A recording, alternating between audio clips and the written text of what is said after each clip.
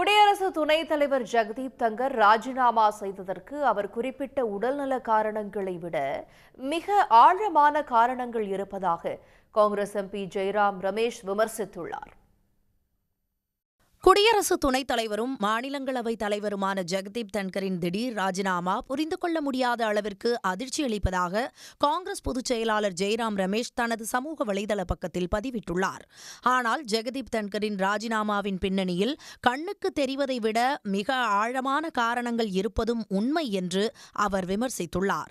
நேற்று மதியம் ஜெகதீப் தன்கர் தலைமையில் நடைபெற்ற மாநிலங்களவை அலுவல் ஆலோசனைக் குழுவில் அமைச்சர்கள் ஜே.பி. நட்டா, கிரண் ரிஜிஜூ ஆகியோர் பங்கேற்றுள்ளதை சுட்டிக்காட்டியுள்ள ஜெயராம், மாலை 4:30 மணிக்கு கூட்டம் மீண்டும் நடைபெற்றபோது தன்கர் நீண்ட நேரம் காத்திருந்தும் அமைச்சர்கள் எவரும் வரவில்லை என்பதை சுட்டிக்காட்டியுள்ளார். இதனால் கோபமடைந்த தன்கர் கூட்டத்தை இன்று மதியம் 1 மணிக்கு மாற்றியதாக கூறியுள்ள அவர், பிற்பகல் 1 மணி முதல் மாலை 4:30 மணி வரை மிகவும் தீவிரமான ஏதோ ஒன்று நடந்துள்ளதாக தெரிவித்துள்ளார்.